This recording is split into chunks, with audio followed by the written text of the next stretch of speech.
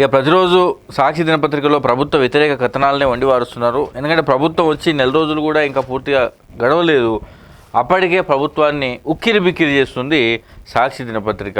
మరి ఇప్పటికే అమ్మఒడి కింద జగన్మోహన్ రెడ్డి ఒక బిడ్డకు మాత్రమే అమ్మఒడి ఇస్తాడు. దాంతో ఒక తల్లికి 1500 రూపాయలు మాత్రమే ప్రయోజనం కలిగేది. అంటే ఇద్దరు పిల్లలున్నా జగన్ హయాంలో 15,000 రూపాయలే వచ్చేది. కానీ చంద్రబాబు నాయుడు మేము పవర్లోకి వస్తే కనుక 15,000 కాదు 30,000 రూపాయలు ఇస్తాం, ఇద్దరుంటే, ముగ్గురుంటే 45,000 రూపాయలు ఇస్తాం, ఒకవేళ కనుక మీకు 4 పిల్లలుంటే 60,000 రూపాయలు ఇస్తామని చెప్పి హామీ ఇచ్చిండు. సో ఆ హామీ ఇప్పుడు నెరవేరే పరిస్థితి కనిపించట్లేదు. ప్రభుత్వం ఇచ్చినటువంటి జీవోలో అట్లా లేదు, ఒకరికి ఇస్తామని చెప్తున్నారు. టీడీపీ దానికి కౌంటర్ ఇస్తుంది, మేము ఒకరికి ఏమి ఇవ్వము అనేది వాళ్ళు క్లారిటీ ఇస్తున్నారు. ఎంతమంది పిల్లలు ఉంటే అంతమందికి ఇచ్చిన మాటకు మేము కట్టుబడి ఉన్నామని చెప్తున్నారు. సో అది ఒక వైపున అమ్మఒడికి సంబంధించిన వివాదం కొనసాగుతుండగానే మరొక వివాదం ఏంటంటే నిరుద్యోగ భృతి.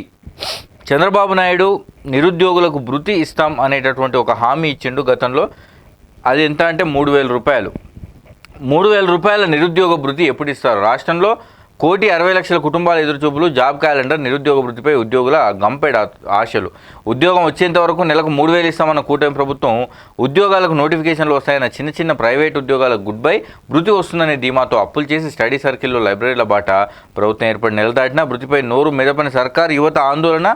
భృతి ఎప్పుడు ఇస్తారో ప్రకటించాలని నిరుద్యోగుల డిమాండ్. గతంలో 2,000 నిరుద్యోగ భృతి ఇస్తామంటూ మాట తప్పిన చంద్రబాబు 2014-19 మధ్య బాబు ప్రభుత్వం ఇచ్చిన ఉద్యోగాలు కేవలం 34,000 మాత్రమే.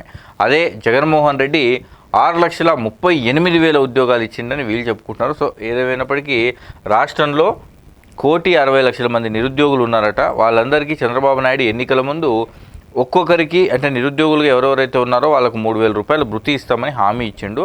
మరి ఈ హామీ ఏమైంది అంటారు? ఎందుకంటే కొత్తగా ప్రభుత్వం వచ్చింది, కొలువుతీరి నెల రోజులు మాత్రమే అయింది కాబట్టి ఇప్పుడే ఉన్న ఫలంగా దాన్ని అడగడం కూడా కరెక్ట్ కాదు. బట్ అయినప్పటికీ ప్రభుత్వం దీని మీద ఒక విధానపరమైనటువంటి నిర్ణయం ఒకటి ప్రకటించాల్సి ఉంది. ఎందుకంటే రాష్ట్రంలో ఇంతమంది నిరుద్యోగులు ఉన్నారు, మీకు ఖచ్చితంగా మేము చెప్పినట్టుగా భృతి ఇస్తాం, అది ఈ రోజు నుంచి ఇస్తాం, ఇప్పటి నుంచి ఇస్తాం అనేది చెప్పాలి. ఎందుకంటే ఒక టైం బాండ్ చెప్తే వాళ్ళు కూడా ఆలోపు ఇస్తారు అనే ఒక ఆశలు ఉంటాయి. లేదంటే మరి మొత్తానికి ఇవ్వరా?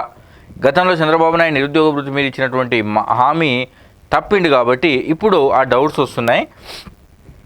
సో మొత్తానికి ఏంటంటే జగన్మోహన్ రెడ్డి ఎక్కువ ఉద్యోగ కల్పన చేసిండు అని చెప్పుకునే ప్రయత్నం చేస్తున్నారు. వీళ్ళు చంద్రబాబు ముఖ్యమంత్రిగా ఉన్నప్పుడు 2,21,000 మాత్రమే వస్తే, అదే జగన్మోహన్ రెడ్డి హయాంలో 3,73,000 పైచీలకు వచ్చినాయి. కాంట్రాక్ట్ ప్రాతిపదికన చంద్రబాబు ఉన్నప్పుడు 43,923 మందికే వస్తే ఇప్పుడు 6,38,000 మందికి వచ్చినాయని చెప్తున్నారు. మొత్తం చంద్రబాబు హయాంలో 34,108 మాత్రమే ఉద్యోగాలు వచ్చినాయి. ఇక సూపర్ 6లో ఇచ్చినటువంటి హామీని కూడా వీళ్ళు ప్రస్తావిస్తున్నారు సాక్షి దినపత్రిక.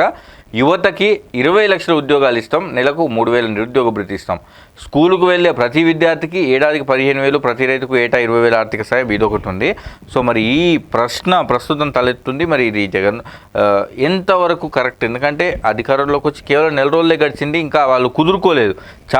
చాలామంది మంత్రులు ఇప్పుడిప్పుడే బాధ్యతలు స్వీకరిస్తున్నారు, ఇంకా అధికారుల బదిలీలు పూర్తి స్థాయిలో జరగలేదు, ఒక పాలనా వ్యవస్థ అనేది ఇంకా కుదుటపడలేదు, ఒక మొత్తం సిస్టమేటిక్ ఇంకా కానే లేదు. ఒక ప్రభుత్వం ఏర్పడి అది మొత్తం సెట్ రైట్ అవ్వాలంటే ఒక 5-6 నెలల నుంచి సంవత్సర కాలం పాటు పడుతుంది. ఎందుకంటే వివిధ శాఖల్లోకి బదిలీలు చేసుకోవాలి, ఐఏఎస్లను పెట్టుకోవాలి, తర్వాత తమ నిర్ణయాలను చేసుకోవాలి, ఇవన్నీ ఉంటాయి కాబట్టి మరి ఖచ్చితంగా టైం పడుతుంది. అయితే ఇక్కడ సాక్షి వస్తున్నటువంటి ప్రశ్న, వైఎస్ఆర్ కాంగ్రెస్ పార్టీ నుంచి వస్తున్న ప్రశ్న ఏంటంటే, మీరు కక్ష సాధించడానికి వైఎస్ఆర్ కాంగ్రెస్ పార్టీ అవినీతిని వెలికి తీయడానికి యుద్ధ ప్రాతిపదికన చర్యలు తీసుకుంటారు.